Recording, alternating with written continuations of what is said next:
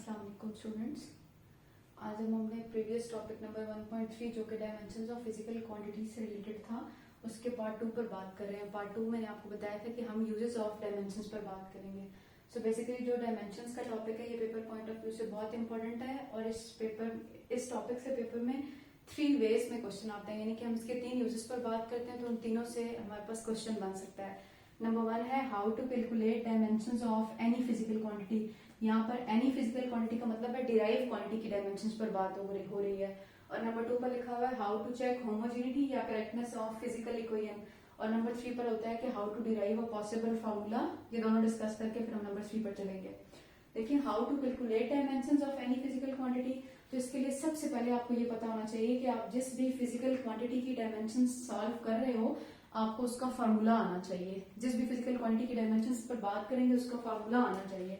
यानी कि first of all अगर फॉर एग्जांपल नंबर 1 पर हमने फोर्स की डायमेंशंस कैलकुलेट करनी है तो सबसे पहली बात जो आपको पता होनी चाहिए वो आपको फार्मूला रिकॉल करना है। रिकॉल द फार्मूला, ठीक है। नंबर 1 पॉइंट जो आपको पता होना चाहिए या जो आपको हेल्प आउट करेगा वो ये करेगा कि आपने फार्मूला को अपने माइंड में सोच लेना है कि फोर्स का फार्मूला क्या था, ठीक है। तो फोर्स का फार्मूला हमारे पास होता है जी मैस इनटू एक्सेलरेशन। अब देखिए मैस तो एक बेस क्वांटिटी है ना, इसका मतलब है आपको इसकी डायमेंशंस पता है। हमने पढ़ा हुआ है कि जी बेस क्वांटिटी का जो पहला लेटर होता है उसको आप स्क्वायर ब्रैकेट के अंदर इनक्लोज कर दें, कैपिटल लेटर में लिख दें तो वो उसकी डायमेंशन बन जाएंगी। लेकिन यहाँ पर जो एक्सेलरेशन है हमें पहले एक्सेलरेशन की डायमेंशंस को सॉल्व करना है। तो मैं पहले साइड पे आपको बता देती हूँ कि एक्सेलरेशन की डायमेंशन क्या है, फिर हम बारी बारी यहाँ पर पुट करेंगे। एक्सेलरेशन से पहले मैं आपको बता दूं कि वेलोसिटी की डायमेंशंस क्या है, क्योंकि एक्सेलरेशन के फॉर्मूला में वेलोसिटी शामिल हो रही होती है। तो देखिए वेलोसिटी का फॉर्मूला होता है जी डिस्प्लेसमेंट डिवाइडेड बाय टाइम। अब देखिए यहाँ पर एक बात आपने और याद करनी है कि all those quantities which have unit of metre are having dimensions of capital L.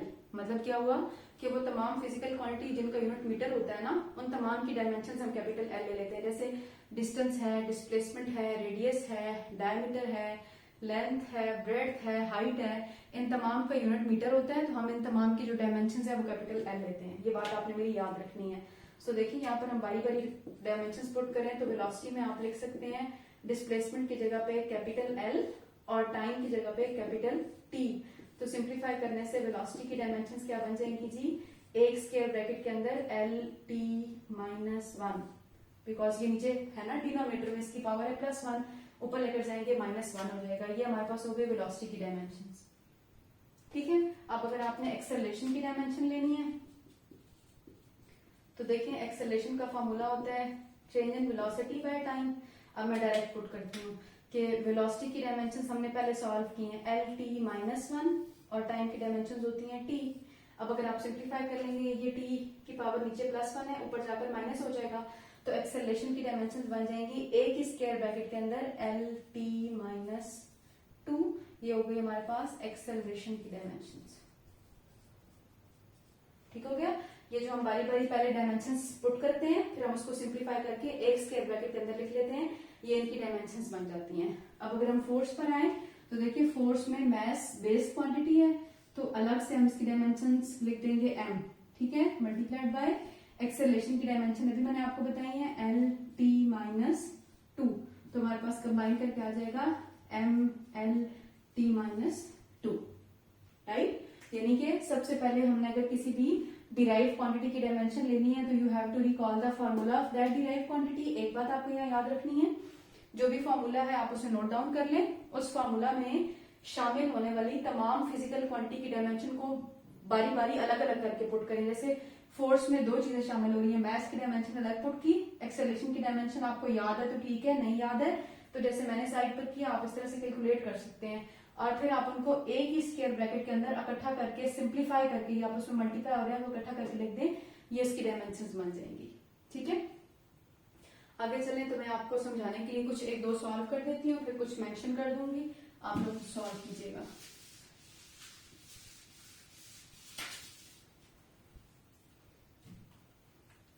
जैसे कि हमारे पास क्वांटिटी होती है प्रेशर। अब देखिए first of all you have to recall the formula. Pressure का फार्मूला होता है फोर्स बाय एरिया। अब देखिए फोर्स की डायमेंशन हमने अभी थोड़ी देर पहले सॉल्व की थी। हमने थोड़ी देर पहले क्या सॉल्व की थी, m यानी कि मास और एक्सेलरेशन का LT-2। तो फोर्स की डायमेंशन बनी थी MLT-2। डिनोमिनेटर में हमारे पास आ गया एरिया। अब एरिया का आपको डायमेंशन लेने के लिए फार्मूला पता होना चाहिए ना, तो मैं यहीं पे लिखती हूँ। एरिया का फार्मूला होता है लेंथ इनटू ब्रेड्थ। अब देखिए मैंने आपको बोला था यहाँ पर एक लाइन के वो तमाम फिजिकल क्वांटिटीज जिनका यूनिट मीटर होता है, they all are having dimensions of L। तो देखिए लेंथ की डायमेंशंस भी कैपिटल L, इसकी डायमेंशंस भी कैपिटल L, तो डिनोमिनेटर में आ जाना चाहिए L स्क्वायर। तो हम लिखेंगे MLT-2, डिनोमिनेटर में आ जाएगा हमारे पास L स्क्वायर। इसको आप सिंप्लीफाई कर लें तो ML पावर 1 है, नीचे से -2 आएगा, T-2। इसका आप सिंप्लीफाई कर लें तो M प्लस माइनस माइनस करेंगे, साइन बिगेस्ट टर्म वाला M-1 T-2। ये हमारे पास बन गई है जी प्रेशर की डायमेंशंस। ठीक हो गया। इसी तरह से आप और भी जिस फिजिकल क्वांटिटी के बारे में कैलकुलेट करना चाहें आप उसकी डायमेंशन सॉल्व कर सकते हैं। जैसे अगर हम इसको रेज करें, आप में से कोई नोट करना चाहे तो कर ले। अगर हम इसको रेज करना चाहें और आगे चलना चाहें तो देखिए प्रेशर के अलावा हमारे माइंड में आता है वर्क।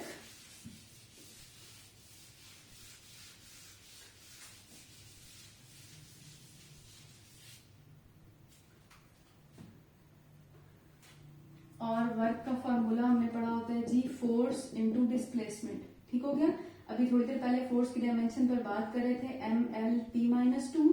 डिस्प्लेसमेंट का यूनिट मीटर होता है तो डायमेंशन हो जाएंगी जी कैपिटल L। हमारे पास बन जाएगा जी ML स्क्वायर T-2। ठीक हो गया।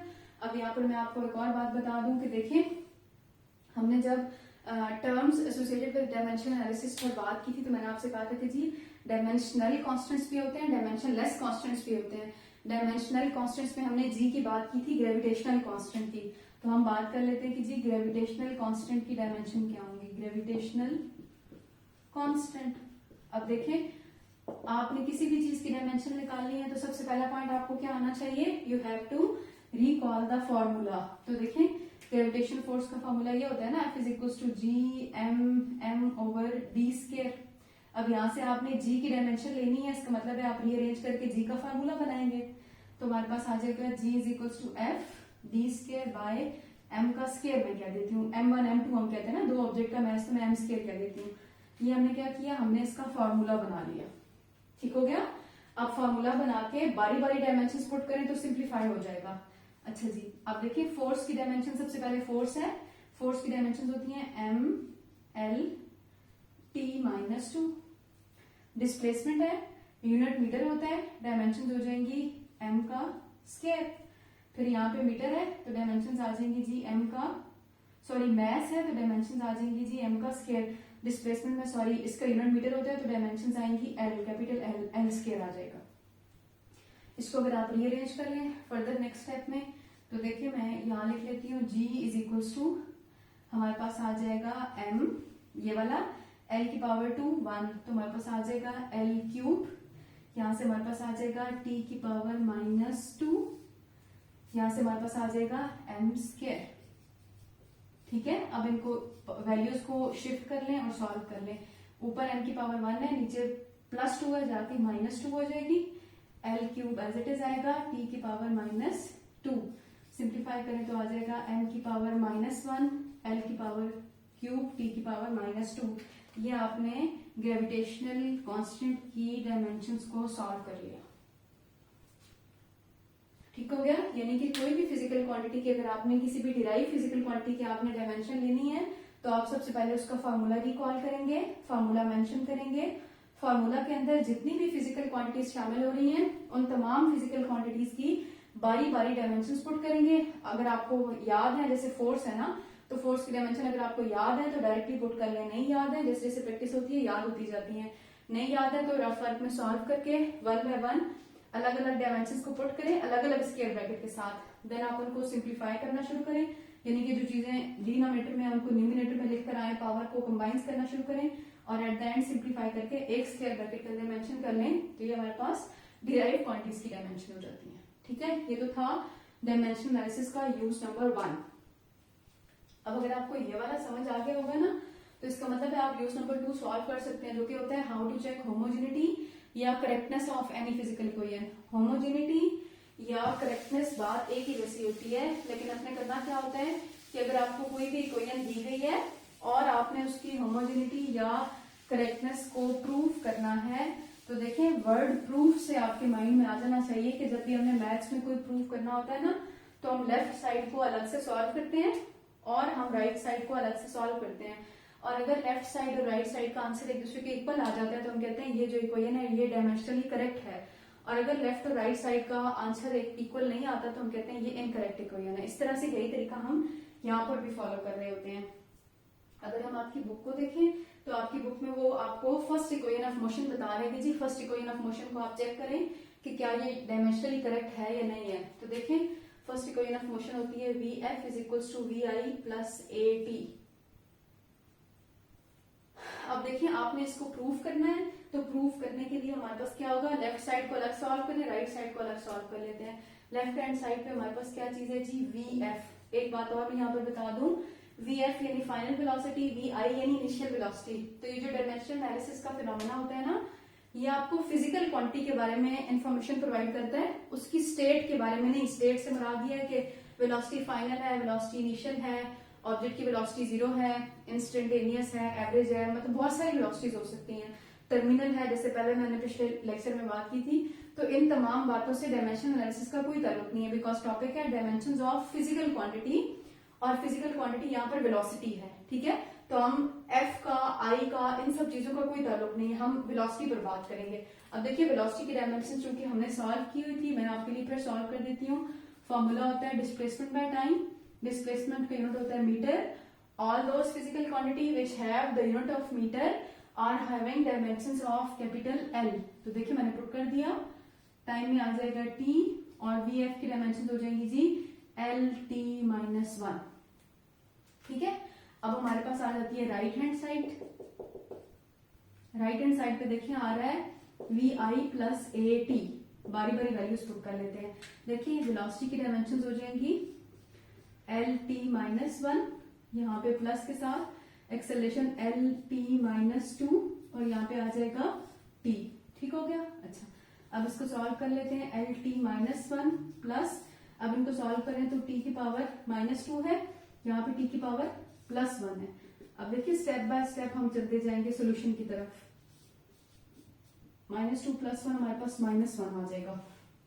अब देखिए इन दोनों के दरमियान में प्लस का साइन है, इसका मतलब है इसके साथ भी 1 होगा, इसके साथ भी 1 होगा, तो सिंप्लीफाई करके आप लिखोगे 2LT-1। अब देखिए ये जो नंबर 2 शामिल हो रहा है ये डायमेंशन लेस कांस्टेंट है ना, बिकॉज मैथ्स में शामिल होने वाले जितने भी नंबर होते हैं ना, जैसे मैंने आपको बताया था पाई की वैल्यू होती है 3.14, फिक्स वैल्यू है लेकिन डायमेंशन लेस है वो। ई की वैल्यू होती है 2.718, यानी कि मैथ्स में शामिल होने वाले जितने भी नंबर होते हैं, या आप यूं याद कर लें कि जितने भी न्यूमेरिकल डिजिट्स होते हैं they all are dimensionless. तो आप लिख देंगे कि जी दिस 2 इज डायमेंशन लेस, इसका डायमेंशन से कोई ताल्लुक ही नहीं है, और बाकी जो है वो इक्वेशन लेफ्ट हैंड साइड की और राइट हैंड साइड की एक जैसी है। इसका मतलब है आप इसको प्रूव कर देंगे जी दिस इक्वेशन इज होमोजीनियस। तो अगर आप देखें आपकी बुक का पेज नंबर 10, तो वहां पर आपको नंबर 1 में वो सॉल्व करके बता रही है, यानी कि आप समराइज यूं करेंगे कि जो लेफ्ट हैंड साइड है that is equals to right hand side, so equation is homogeneous या करेक्ट, होमोजीनियस या करेक्ट, ठीक हो गया। ये तो था हमारा सेकंड यूज कि हम किसी भी इक्वेशन की करेक्टनेस या होमोजेनिटी कैसे प्रूव करते हैं। ये दोनों एक जैसे हैं, यानी कि अगर आपको डायमेंशन सॉल्व करनी आ गई है तो फिर होमोजेनिटी को प्रूव करने के लिए भी आपने लेफ्ट हैंड साइड की डायमेंशंस को राइट हैंड साइड की डायमेंशंस को अलग अलग पुट करना है, तो आपके पास ये चीज सिंप्लीफाई होकर आ जाएगी। और नंबर 3 जो हमारा फॉर्मूला होता है, नंबर 3 जो हमारा यूज है वो ये होता है कि जी डायमेंशन एनालिसिस को यूज करके how to derive a possible formula.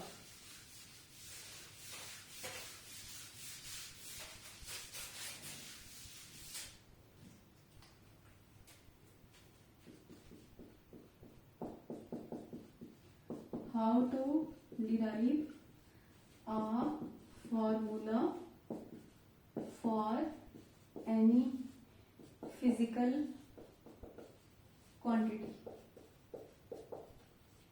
ठीक है। और फॉर्मूला डेरिवेशन के लिए जैसे मैंने आपको डायमेंशन सॉल्व करने के लिए बताया था ना, इस तरह से आप याद कर लें कि फॉर्मूला डेरिवेशन के लिए you have to know about the factors of physical quantity, यानी कि जिस क्वांटिटी का आपने फॉर्मूला डिराइव करना है ना, आपको उसके फैक्टर्स के बारे में बताना चाहिए, देन आप उसका फॉर्मूला डिराइव कर सकते हैं। आपकी हेल्प के लिए अगर आपको बताऊं तो आपकी बुक का पेज नंबर है जी 11, और पेज नंबर 11 पर वो आपको एग्जांपल नंबर 1.2 बता रहा है, derive formula for the time period of simple pendulum using dimension analysis. और इस तरह से पेज नंबर 10 पर वो बता रहा है to derive a possible formula में उसने आपको जस्ट एक एग्जांपल दी हुई है कि derive a relationship for a physical quantity depends on the correct guessing of various factor on which the physical quantity depend. Let us derive the formula for the wavelength of matter wave using dimension analysis. और नीचे वो आपको बता रहा है कि जी जो wavelength of matter wave है वो डिपेंड कौन कौन से फैक्टर पे कर रही है, वो h पे, यानी कि हमारे पास प्लैंक्स कांस्टेंट है, वेलोसिटी है v, और मास m पे डिपेंड कर रही है। तो बुक की एग्जांपल्स को या बुक की डेरिवेशन को सॉल्व करने से पहले जस्ट सिंपली मैं आपको आपके सामने लिख देती हूँ। ये चले टाइम पीरियड वाली एग्जांपल नंबर 1.2 को हम सॉल्व कर लेते हैं कि जी टाइम पीरियड जो है वो हमें कह रहे हैं कि जी depend upon the mass, length, angle and acceleration. तो नंबर 1 हम क्या कहते हैं कि जोन जोन से फैक्टर पे डिपेंड कर रहा होता है वो लिख लेते हैं। Time period depends upon mass, time periods depend upon length, time period depend upon gravitational acceleration and time period depend upon angle theta. देखिए सबसे पहले आपको फैक्टर्स के बारे में पता होना चाहिए। जितने भी फैक्टर्स होते हैं इनिशियली हम एज्यूम करते हैं कि उन तमाम फैक्टर्स का फिजिकल क्वांटिटी के साथ डायरेक्ट रिलेशनशिप होगा।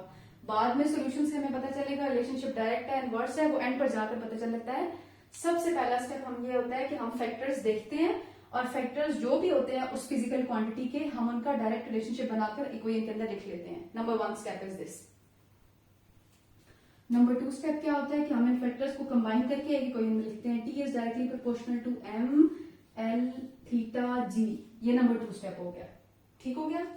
नंबर 3 स्टेप क्या होता है कि हमने ये जो सारी फिजिकल क्वांटिटीज लिखी हुई है ना, हम इनकी डायमेंशंस पुट कर लेते हैं वन बाय वन। हम इनकी डायमेंशंस पुट या डायमेंशंस पुट करने से पहले इस साइन को इक्वालिटी में चेंज करके कांस्टेंट लगाते हैं। नंबर 3 पर हम ऐसे करते हैं, यानी कि हमारे पास आ जाएगा t is equals to constant m, सबसे पहले हमने लिखा हुआ था m l थीटा g आ जाएगा, ठीक हो गया। नंबर 4 स्टेप पर हम इनकी डायमेंशंस पुट कर लेते हैं। k तो कांस्टेंट है, मास की डायमेंशंस m हो गई, l हो गई, थीटा तो डायमेंशन लेस है लेकिन चलिए हम यहाँ पर पुट कर लेते हैं, और ग्रेविटेशनल एक्सेलरेशन lt माइनस 2 हो गया, ठीक हो गया।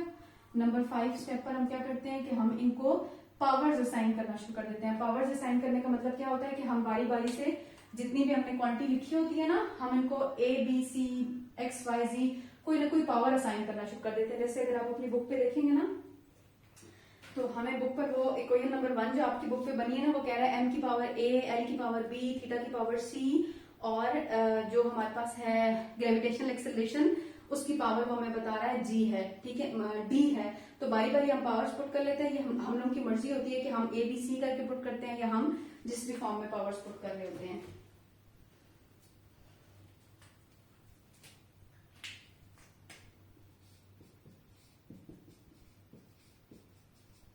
a b, चूंकि ये डायमेंशन लेस है तो मैं इसको यहाँ पर ही खत्म कर रही हूँ।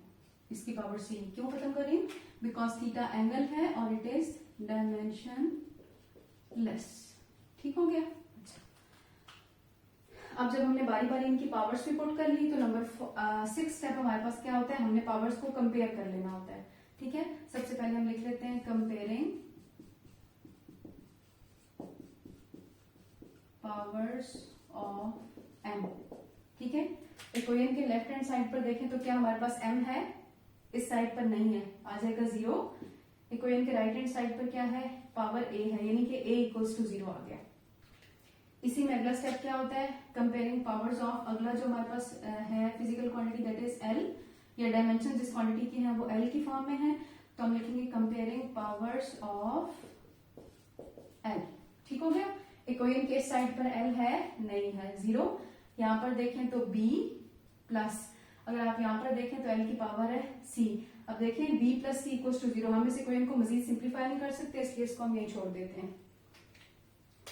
इसी में जो हमारे पास अगला स्टेप होता है वो होता है कंपेयरिंग पावर्स ऑफ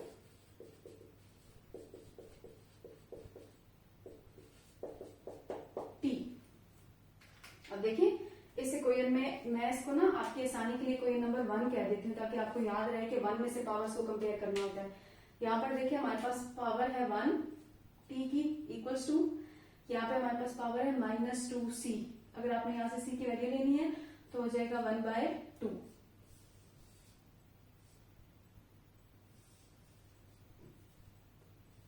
अब देखिए ये जो आपने c की वैल्यू ली है इसको हम यहाँ पर पुट कर दें। मैं इसको इक्वेशन स्टार कहती हूँ।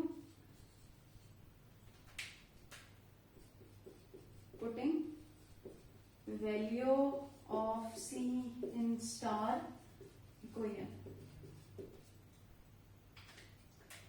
0 equals to b plus minus 1/2, 0 equals to b plus minus 1/2, b equals to 1/2 के साथ प्लस का साइन।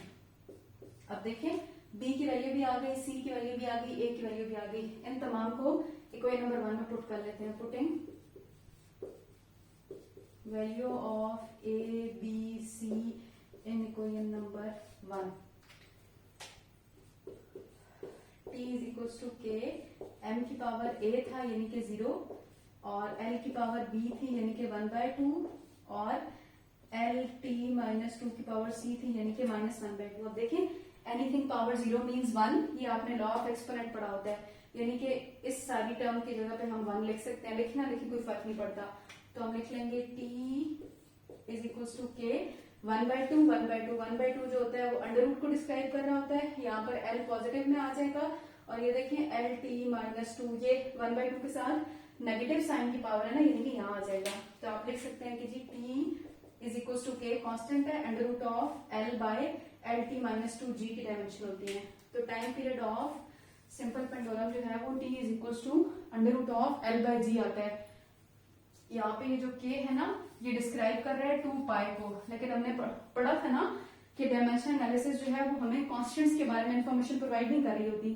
तो आप इस k की जगह पे 2 पाई लिखें या ना लिखें इससे कोई खास फर्क नहीं पड़ता, बिकॉज ये कांस्टेंट है, ये हमें डायमेंशन एनालिसिस नहीं बता सकता, जस्ट हमें फिजिकल क्वांटिटी के बारे में इंफॉर्मेशन दे सकता है जो कि हमने सॉल्व की है। अगर हम इसको समराइज करें तो फैक्टर्स में नंबर 1 पे जितने भी फैक्टर्स होते हैं उनको अलग अलग लिख लेते हैं।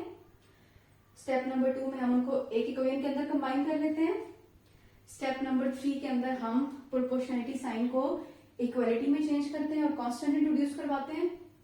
स्टेप नंबर 4 पर हम जितनी भी फिजिकल क्वांटिटी होती हैं बारी बारी उनकी डायमेंशंस लिखते हैं।